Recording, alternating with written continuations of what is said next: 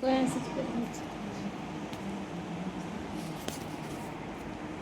afternoon, sir. Good afternoon. Sit down. So now ಈಗಾಗಲೇ ರಾಜ್ಯಶಾಸ್ತ್ರ ವಿಷಯದ ಬಗ್ಗೆ ಅಭ್ಯಾಸ ಮಾಡಿದ್ದೇವೆ. ಸೊ ಈಗ ಈ ರಾಜ್ಯಶಾಸ್ತ್ರ ಅಧ್ಯಯನಕ್ಕೆ ಸಂಬಂಧಿಸಿದಂತೆ ಕೆಲವೊಂದು ಪ್ರಶ್ನೆಗಳನ್ನು ಕೇಳುತ್ತೇನೆ. ಸಾಧ್ಯವಾದಷ್ಟು ಉತ್ತರಿಸಲಿಕ್ಕೆ ಪ್ರಯತ್ನ ಮಾಡಿರಿ. ರಾಜ್ಯಶಾಸ್ತ್ರ ಎಂದರೇನು?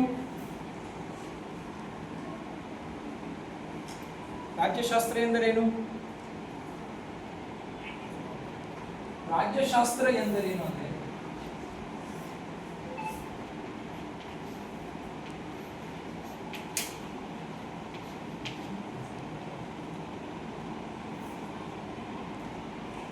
ಈಗ ನಮ್ಮ ರಾಜ್ಯ ಯಾವುದು? ಕರ್ನಾಟಕ, ಹೌದಲ್ವಾ? ಅದೇ ರೀತಿ ಭಾರತದಲ್ಲಿ 28 ರಾಜ್ಯಗಳು ಅದಾವೆ. 28 ರಾಜ್ಯಗಳು ಕೂಡ ತಮ್ಮದೇ ಆದ ಆಡಳಿತವನ್ನು ಹೊಂದಿದೆ. ಈ ರಾಜ್ಯದ ಬಗ್ಗೆ, ರಾಜ್ಯದ ಆಡಳಿತದ ಬಗ್ಗೆ ಅಧ್ಯಯನ ಮಾಡುವುದೇ ರಾಜ್ಯಶಾಸ್ತ್ರ. ಕ್ಲಿಯರಾ? ಅಂದ್ರೆ ರಾಜ್ಯದ ಬಗ್ಗೆ ಅಧ್ಯಯನ ಮಾಡುವುದೇ ರಾಜ್ಯಶಾಸ್ತ್ರ. ಈ ರಾಜ್ಯಶಾಸ್ತ್ರ ಎಂಬ ಮೂಲವನ್ನು ಯಾವ ದೇಶದಲ್ಲಿ ಮೊದಲಿಗೆ ಕಾಣುತ್ತೇವೆ ನಾವು? ಅಥವಾ ರಾಜ್ಯಶಾಸ್ತ್ರ ಎಂಬ ಮೂಲ ಪದ ಎಲ್ಲಿ ಹುಟ್ಟುಕೊಂಡಿತು? ಯಾವ ದೇಶದಲ್ಲಿ ಹುಟ್ಟಿತು? ಗ್ರೀಸ್ ದೇಶದಲ್ಲಿ. ಈ ರಾಜ್ಯಶಾಸ್ತ್ರ ಎಂಬ ಪದವನ್ನ ನಾವು ಮೊದಲಿಗೆ ಗ್ರೀಸ್ ದೇಶದಲ್ಲಿ ಕಾಣ್ತೀವಿ. ಯಾವ ದೇಶದಲ್ಲಿ ಕಾಣ್ತೀವಿ? ಗ್ರೀಸ್ ದೇಶದಲ್ಲಿ ಕಾಣ್ತೀವಿ. ಈ ರಾಜ್ಯಶಾಸ್ತ್ರಕ್ಕೆ ತನ್ನದೇ ಆದ ಒಂದು ಸ್ವಾತಂತ್ರ್ಯವನ್ನು ಕೊಟ್ಟವರು ಯಾವ ದೇಶದವರು? ಈ ರಾಜ್ಯಶಾಸ್ತ್ರವನ್ನು ಹೇಳಿ. ಗ್ರೀಕರು. ಗುಡ್. ಈ ರಾಜ್ಯಶಾಸ್ತ್ರಕ್ಕೆ ಸ್ವಾತಂತ್ರ್ಯವನ್ನ ಅಂದ್ರೆ ತನ್ನದೇ ಆದ ಒಂದು ಸ್ವಾತಂತ್ರ್ಯವನ್ನ ತಂದುಕೊಟ್ಟವರು ಯಾರಪ್ಪ ಅಂದ್ರೆ ಗ್ರೀಕರು. ಯಾರು? ಗ್ರೀಕರು. ಈ ಗ್ರೀಕರು ಅಂದ್ರೆ ಈ ರಾಜ್ಯಶಾಸ್ತ್ರಕ್ಕೆ ಸಂಬಂಧಿಸಿದಂತೆ ಕೆಲವು ತತ್ವಜ್ಞಾನಿಗಳು ಬರ್ತಾವೆ. ಯಾರ್ಯಾರು ಅವರು?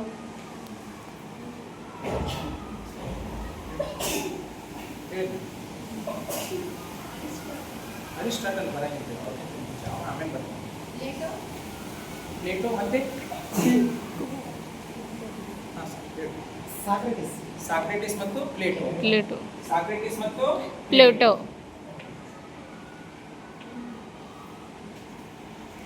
ಮೊದಲಿಗೆ ಈ ಗ್ರೀಕ್ ದೇಶದವರು ಇವರು ಸಾಕ್ರೆಟಿಸ್. ಈ ಸಾಕ್ರೆಟಿಸ್ ಆದ್ಮೇಲೆ ಬರ್ತಾನ್ರಿ ಪ್ಲೇಟೋ.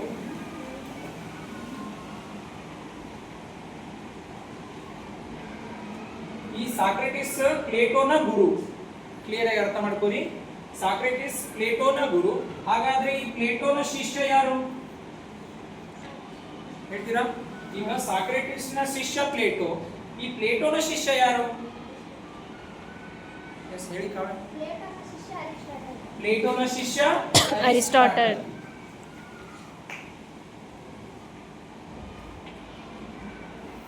ಪ್ಲೇಟೋನ ಶಿಷ್ಯ ಅರಿಸ್ಟಾಟಲ್ ಆದರೆ ಅರಿಸ್ಟಾಟಲ್ನ ಶಿಷ್ಯ ಯಾರು? ಎಸ್ ಮ್ಯಾಮ್ ಹೇಳಿ. ಅಲೆಕ್ಸಾಂಡರ್. ಗುಡ್. ಬರ್ಲಿ, ಚಪ್ಪಾಳೆ ಬರ್ಲಿ.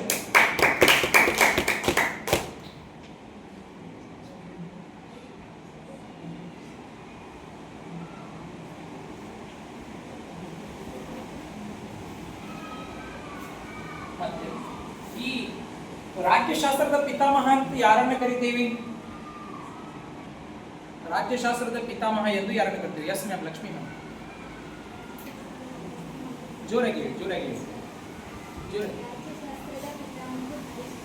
ರಾಜ್ಯಶಾಸ್ತ್ರದ ಪಿತಾಮಹ ಎಂದು ನಾವು ಅರಿಸ್ಟಾಟಲ್ ಅವರಿಗೆ ಕರಿತೀವಿ. ಯಾರಿಗೆ ಕರಿತೀವಿ? ಅರಿಸ್ಟಾಟಲ್ ಅವರಿಗೆ ಕರಿತೀವಿ. ಹಾಗಾದ್ರೆ ಅರಿಸ್ಟಾಟಲ್ ಅವರಿಗೆ ಇನ್ನೊಂದು ಯಾವ ಶಾಸ್ತ್ರದ ಪಿತಾಮಹ ಎಂದು ಕರೆಯುತ್ತಾರೆ? ಎಸ್ ಹೇಳಿ ಶಾಂತಿ. ಜೀವಶಾಸ್ತ್ರ. ಅರಿಸ್ಟಾಟಲ್ ಅವರಿಗೆ ಜೀವಶಾಸ್ತ್ರದ ಪಿತಾಮಹ ಎಂದು ಕೂಡ ಕರೀತಾರೆ. ಜೀವಶಾಸ್ತ್ರದ ಪಿತಾಮಹ ಎಂದು ಕೂಡ ಅರಿಸ್ಟಾಟಲ್ ಅವರಿಗೆ ಕರೀತಾರೆ. ಹಾಗಾದ್ರೆ ಅರಿಸ್ಟಾಟಲ್ ಅವರು ರಚಿಸಿದ ಗ್ರಂಥ ಯಾವುದು? Yes, the Republic. ಹಾ ಹೇಳಿ. The politics. ಗುಡ್. ಅರಿಸ್ಟಾಟಲ್ ರಚಿಸಿದ ಕೃತಿ ದಿ ಪಾಲಿಟಿಕ್ಸ್.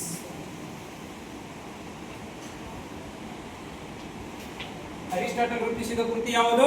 ಪಾಲಿಟಿಕ್ಸ್. ಪಾಲಿಟಿಕ್ಸ್ ಅಂದ್ರೆ ಕನ್ನಡ ಅರ್ಥ ಪಾಲಿಟಿಕ್ಸ್. ಪಾಲಿಟಿಕ್ಸ್ ಎಂಬ ಪದದ ಕನ್ನಡ ಅರ್ಥ ಅಥವಾ ಭಾಷಾಂತರ ರೂಪ ಯಾವುದು? ಹಾ ಸರ್ ಹೇಳಿ. ಪಾಲಿಟಿಕ್ಸ್ ಅಂದ್ರೆ ರಾಜಕೀಯ. ಹಾ, ಪಾಲಿಟಿಕ್ಸ್ ಅಂದ್ರೆ ರಾಜಕೀಯ.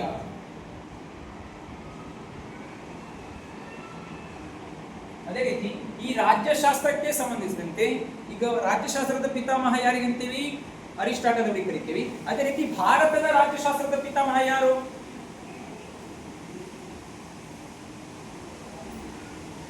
ಕೊಡ್ಲ. ಈಗ ಮೌರ್ಯ ಸಾಮ್ರಾಜ್ಯ ಒಳಗ ಮೌರ್ಯ ಸಾಮ್ರಾಜ್ಯ ಸ್ಥಾಪಸಂತ ಯಾರು ಹೇಳ್ತಾರ? ಅವರೇ ಭಾರತದ ರಾಜ್ಯಶಾಸ್ತ್ರದ ಪಿತಾಮಹ ಆಗಿರ್ತಾರೆ. ಯಾರು? ಎಸ್ ಕಾವ್ಯ ಅವರು ಹೇಳಿ. ಕೌಟಿಲ್ಯ. ಭಾರತದ ರಾಜ್ಯಶಾಸ್ತ್ರದ ಪಿತಾಮಹ ಯಾರಪ್ಪ ಅಂದ್ರೆ ಯಾರು? ಕೌಟಿಲ್ಯ. ಹಾಗಾದ್ರೆ ಕೌಟಿಲ್ಯ ರಚಿಸಿದ ಗ್ರಂಥ ಯಾವುದು ಅಥವಾ ಕೃತಿ ಯಾವುದು? Yes sir. ಕೌಟಿಲ್ಯ ರಚಿಸಿದ ಗ್ರಂಥ ಅರ್ಥಶಾಸ್ತ್ರ. ಕೌಟಿಲ್ಯ ರಚಿಸಿದ ಗ್ರಂಥ ಯಾವುದು? ಅರ್ಥಶಾಸ್ತ್ರ.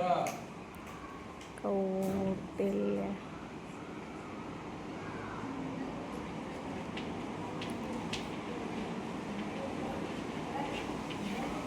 ಇಷ್ಟೆಲ್ಲ ವಿಷಯಗಳನ್ನು ನಾವು ಇವತ್ತು ತಿಳಿದುಕೊಂಡೆವು.